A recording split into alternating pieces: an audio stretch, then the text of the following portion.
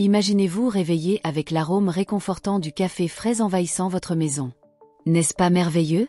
L'odeur du café le matin est un plaisir simple partagé par des millions de personnes à travers le monde. Chaque jour, environ 2 milliards de tasses de café sont savourées au petit matin. C'est un rituel matinal pour réveiller les sens et dynamiser le corps. Mais que se cache-t-il derrière ce plaisir quotidien? Et si je vous disais que quelque chose d'aussi routinier que de boire votre café pouvait être rempli d'erreurs communes qui compromettent non seulement son goût, mais aussi votre santé? Dans cette vidéo, nous explorerons ensemble les erreurs les plus courantes en matière de consommation de café. Vous découvrirez non seulement comment maximiser les bienfaits de cette boisson bien-aimée, mais aussi quand et pour qui le café peut être nuisible. Le café est bien plus qu'une simple boisson. C'est une composition complexe de composés qui peuvent influencer votre humeur autant que votre santé physique. Originaire des hautes montagnes d'Éthiopie, le café a voyagé à travers le monde, captivant des cultures et des palais. Avec lui, il transporte non seulement de la caféine, mais aussi une série d'antioxydants et d'autres substances qui peuvent à la fois énergiser et surcharger votre corps, s'il n'est pas consommé de manière adéquate. Restez avec nous pour découvrir les secrets du café, apprendre les erreurs que vous pourriez commettre chaque matin et comment transformer chaque gorgée de café en une expérience bénéfique et agréable. Mais comment boire du café de la bonne manière, en tirant le meilleur parti de ses qualités sans souffrir de symptômes désagréables? D'abord, je vais vous montrer que cette boisson si prisée a d'innombrables bienfaits pour la santé qui ont été scientifiquement prouvés. Numéro 1. Amélioration de la fonction cérébrale. La caféine, l'un des principaux composants actifs du café, agit directement sur le système nerveux central, offrant un coup de pouce temporaire à la vigilance mentale et réduisant la fatigue.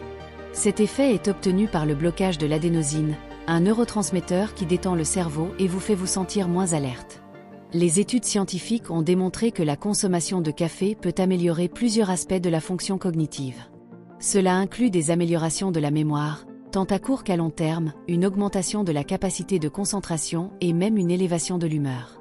De plus, la caféine s'est révélée efficace pour augmenter les niveaux d'énergie mentale et physique, aidant les gens à rester actifs et productifs. Les chercheurs ont également observé que la consommation régulière et modérée de café peut être associée à un risque moindre de développer des maladies cognitives à l'avenir, telles que le déclin cognitif léger ou même la démence. Outre la caféine, le café contient d'autres composés neuroprotecteurs, comme les antioxydants, qui aident à combattre les dommages causés par les radicaux libres. Ces antioxydants peuvent contribuer à la santé générale du cerveau, en protégeant contre le stress oxydatif, qui est un facteur du vieillissement cérébral et de diverses maladies neurodégénératives. Numéro 2. Augmentation du métabolisme. Le café est souvent associé à des bienfaits métaboliques, notamment en ce qui concerne la combustion des graisses et l'augmentation du métabolisme. La caféine présente dans le café est l'un des rares composés naturels qui aide effectivement à mobiliser les graisses du tissu adipeux et à augmenter le métabolisme basal.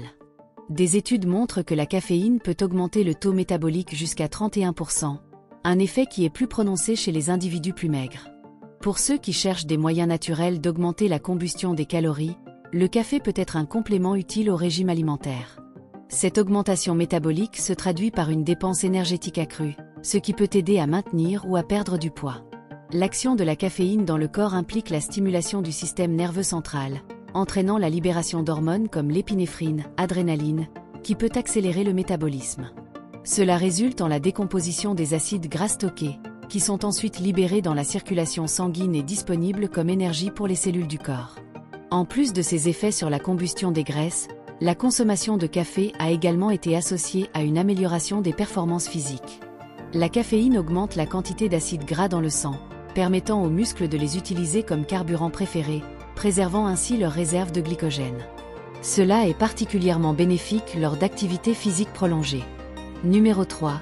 Protection contre les maladies neurodégénératives. La consommation de café a été associée à une protection significative contre les maladies neurodégénératives, principalement Alzheimer et Parkinson, deux des conditions les plus courantes affectant le cerveau à un âge avancé. La recherche suggère que les composants du café, y compris la caféine et d'autres composés antioxydants, jouent un rôle crucial dans la réduction du risque de ces maladies. Dans le cas d'Alzheimer, qui est la forme la plus courante de démence, des études indiquent que la consommation régulière de café peut réduire le risque de le développer jusqu'à 65%. On pense que la caféine aide à bloquer les effets d'un neurotransmetteur appelé adénosine, qui peut faciliter l'activité cognitive, réduire l'inflammation cérébrale et augmenter l'efficacité de l'utilisation de l'insuline dans le cerveau, des facteurs tous liés à la pathologie de l'Alzheimer. Quant à la maladie de Parkinson, la deuxième maladie neurodégénérative la plus courante, des études ont montré que les personnes qui boivent régulièrement du café ont un risque significativement plus faible de développer la maladie. La réduction du risque varie de 32% à 60%, selon la quantité de café consommé quotidiennement. On pense que la caféine contribue à la protection neuronale. Numéro 4. Santé cardiaque. Bien que le café ait fait l'objet de débats dans le contexte de la santé cardiovasculaire, des études récentes ont montré que la consommation modérée peut apporter des bénéfices significatifs pour le cœur. Contrairement à la croyance populaire selon laquelle le café pourrait être nocif pour le cœur en raison de son effet stimulant, la recherche suggère qu'il peut, en fait, aider à protéger contre certaines maladies cardiaques. La consommation régulière de café est associée à un risque réduit de diverses maladies cardiovasculaires, y compris l'insuffisance cardiaque. Une étude publiée dans le Journal of the American Heart Association a trouvé une relation inverse entre la consommation de café et le risque d'insuffisance cardiaque. Les personnes qui buvaient 1 à 2 tasses de café par jour avaient un risque plus faible de développer une insuffisance cardiaque. La caféine, souvent considérée comme une préoccupation en raison de son potentiel à augmenter la pression artérielle, a montré des effets bénéfiques lorsqu'elle est consommée en quantité modérée. Le café contient également des antioxydants, comme l'acide chlorogénique et l'acide caféique, qui ont des propriétés anti-inflammatoires et sont connus pour améliorer la santé vasculaire, réduisant la rigidité artérielle et améliorant l'élasticité des vaisseaux sanguins. Numéro 5. Protection contre certains types de cancers. Le café est un mélange complexe de composés qui ont démontré des propriétés anticancéreuses, y compris des antioxydants comme l'acide chlorogénique et l'acide caféique. Des études scientifiques suggèrent que la consommation régulière de café peut réduire le risque de certains types de cancers, en particulier le cancer du foie et le cancer colorectal. Le cancer du foie est la deuxième cause la plus courante de décès par cancer dans le monde, et la consommation de café a été constamment associée à un risque réduit de développer cette maladie. Les études épidémiologiques indiquent que le risque de cancer du foie peut diminuer de jusqu'à 40% chez les personnes qui boivent régulièrement du café. Les composés du café peuvent aider à réduire l'inflammation, l'un des principaux facteurs du développement du cancer du foie, et à améliorer la réponse du foie à l'insuline, réduisant ainsi le risque de cirrhose, qui est un facteur de risque significatif pour le cancer du foie. Le cancer colorectal est l'un des types de cancer les plus courants dans de nombreux pays développés, et des recherches suggèrent que la consommation de café peut offrir une protection contre son développement. Les études montrent que boire plusieurs tasses de café par jour est associé à un risque réduit de jusqu'à 26% de développer un cancer colorectal. On pense que les antioxydants du café aident à neutraliser les radicaux libres qui peuvent causer des dommages cellulaires et favoriser la croissance de cellules cancéreuses dans le côlon. En plus des antioxydants, le café contient des composés qui peuvent contribuer à sa capacité à réduire le risque de cancer, comme le caféstol, qui ont été étudiés pour leurs propriétés protectrices contre le cancer dans des études de laboratoire. Ces composés peuvent aider à moduler diverses enzymes participant à la détoxification des cancérogènes, potentiellement réduisant l'incidence des mutations pouvant mener au cancer. Numéro 6. Réduction du risque de diabète de type 2. Le diabète de type 2 est une maladie chronique qui affecte la manière dont le corps régule le sucre, glucose, dans le sang. Une consommation régulière de café a été associée à une diminution significative du risque de développer cette maladie. Les études montrent que les buveurs réguliers de café ont un risque plus faible de 23% à 50% de développer un diabète de type 2, en fonction de la quantité de café consommé quotidiennement. Les mécanismes par lesquels le café réduit le risque de diabète de type 2 sont complexes et impliquent plusieurs voies biologiques. Tout d'abord, la caféine et les autres composés bioactifs du café améliorent la sensibilité à l'insuline et augmentent la tolérance au glucose, deux facteurs clés dans la prévention du diabète. En améliorant l'efficacité de l'insuline, le café aide à maintenir les niveaux de sucre dans le sang sous contrôle, réduisant ainsi la charge sur le pancréas.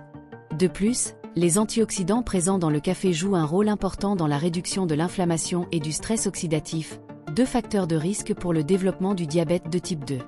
Le café contient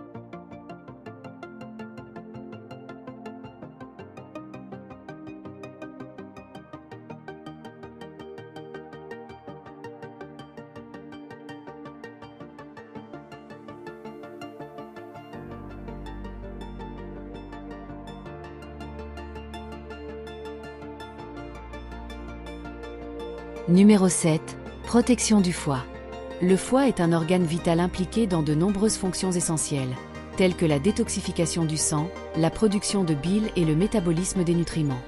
Le café a été montré pour offrir une protection significative contre diverses maladies hépatiques, y compris la cirrhose, la fibrose et même le cancer du foie. Le lien entre la consommation de café et la santé du foie est particulièrement notable en ce qui concerne la cirrhose, une condition qui implique la cicatrisation du foie due à des dommages à long terme. Les études indiquent que le risque de cirrhose peut diminuer de jusqu'à 80% chez ceux qui consomment 4 ou plus de tasses de café par jour. Ces effets protecteurs sont principalement dus à la capacité des composants du café, comme la caféine et les antioxydants, de réduire l'inflammation et le stress oxydatif, deux facteurs contribuant à la dégénérescence hépatique. De plus, le café semble améliorer la réponse du foie à des maladies telles que l'hépatite C et peut diminuer la progression de la fibrose hépatique. La recherche suggère que les composés du café interfèrent avec l'accumulation de graisse dans le foie, un des premiers stades de la maladie hépatique non alcoolique, et favorisent la décomposition des graisses en augmentant le métabolisme. Numéro 8. Réduction du risque de dépression. Le café n'est pas seulement un stimulant physique, il peut également avoir un effet significatif sur la santé mentale, notamment en réduisant le risque de dépression. La caféine, le principal composant actif du café, semble être un facteur crucial dans cette relation. Elle agit en stimulant le système nerveux central, ce qui peut améliorer l'humeur et les niveaux d'énergie, fournissant un effet antidépresseur. La caféine bloque l'adénosine, qui peut promouvoir la relaxation, mais peut également influencer l'humeur. En bloquant l'adénosine, la caféine augmente la libération de neurotransmetteurs comme la dopamine et la sérotonine, qui sont connus pour améliorer l'humeur. En plus de la caféine, le café contient diverses substances bioactives possédant des propriétés antioxydantes, et ces propriétés peuvent aider à combattre le stress oxydatif et l'inflammation, des facteurs associés au développement de la dépression. Numéro 9. Longévité. Un des avantages les plus encourageants de la consommation de café est son association avec la longévité. Des recherches indiquent que boire du café peut être lié à un risque réduit de mortalité toutes causes confondues, notamment des maladies chroniques comme les maladies cardiaques et certains types de cancers. Des études observationnelles étendues ont montré que la consommation régulière de café est associée à une vie plus longue. Par exemple, une grande étude publiée dans le New England Journal of Medicine a découvert que les hommes et les femmes qui buvaient du café avaient un risque plus faible de mourir prématurément de maladies telles que le diabète, les maladies cardiaques et les maladies respiratoires, en comparaison à ceux qui ne buvaient pas de café. Après avoir compris les bienfaits du café, il est important de savoir comment le consommer correctement pour profiter de tous ses avantages sans en subir les effets secondaires négatifs. Explorons cela plus en profondeur dans les points suivants. Numéro 10. Choisissez un café de haute qualité. Pour profiter pleinement des bienfaits du café sans les effets secondaires négatifs, il est essentiel de commencer par choisir un café de haute qualité. Les cafés de haute qualité sont généralement cultivés à des altitudes spécifiques et reçoivent une attention particulière lors de la récolte et du traitement. Optez pour des grains de café arabica, connus pour leur saveur douce et leur teneur en caféine inférieure à celle des grains robusta. De plus, privilégiez les cafés biologiques, qui ne sont pas cultivés avec des pesticides ou des engrais chimiques, minimisant ainsi la présence de substances potentiellement nocives. Choisir un café de haute qualité améliore non seulement l'expérience gustative, mais garantit également que vous consommez une boisson meilleure pour votre santé. Numéro 11. Consommez du café avec modération. Bien que le café offre divers bienfaits pour la santé, une consommation excessive peut entraîner des effets secondaires négatifs tels que l'insomnie, la nervosité et les palpitations cardiaques. Pour profiter des avantages du café sans en subir les effets indésirables, il est important de modérer la quantité consommée. La plupart des études suggèrent que la consommation de 3 à 4 tasses de café par jour est sûre pour la plupart des adultes en bonne santé. Consommer plus que cette quantité peut dépasser la limite quotidienne recommandée de caféine et augmenter les risques pour la santé, tels que l'augmentation de la pression artérielle et la possible dépendance à la caféine. Par conséquent, maintenez un équilibre et surveillez comment votre corps réagit au café pour ajuster la quantité en conséquence. Enfin, quelle est la quantité quotidienne recommandée de café? Qui ne devrait pas en consommer du tout? La quantité quotidienne recommandée de café peut varier en fonction de la sensibilité individuelle à la caféine. Mais, en général, il est considéré comme sûr pour les adultes en bonne santé de consommer 3 à 4 tasses par jour. Consommer plus que cette quantité peut entraîner des effets secondaires tels que l'anxiété, l'insomnie et l'augmentation de la pression artérielle. Le café décaféiné est une bonne option pour ceux qui sont sensibles aux effets de la caféine ou qui souhaitent réduire leur consommation. La principale différence entre le café décaféiné et le café ordinaire est la teneur en caféine. Le processus de décaféination élimine environ 97% de la caféine, mais préserve la majorité des antioxydants et des bienfaits pour la santé. Certaines personnes devraient limiter ou éviter la consommation de café, notamment les femmes enceintes. En raison du risque potentiel de complications pendant la grossesse, il est recommandé que la consommation de caféine ne dépasse pas 200 mg par jour, ce qui équivaut à environ 2 tasses de café. Les personnes souffrant de troubles anxieux peuvent voir leurs symptômes exacerbés par la caféine, tandis que celles ayant de l'insomnie devraient éviter la consommation de café, surtout avant le coucher. De plus, les personnes ayant certaines conditions médicales, comme certaines maladies cardiaques ou des ulcères gastriques, peuvent vouloir limiter leur consommation de café, car la caféine peut aggraver ces problèmes. Consommer du café de manière modérée et consciente est essentiel pour profiter de ses bienfaits tout en minimisant les risques associés à sa consommation. Maintenant, je vous recommande de choisir l'une de ces vidéos pour continuer votre parcours de santé et de bien-être.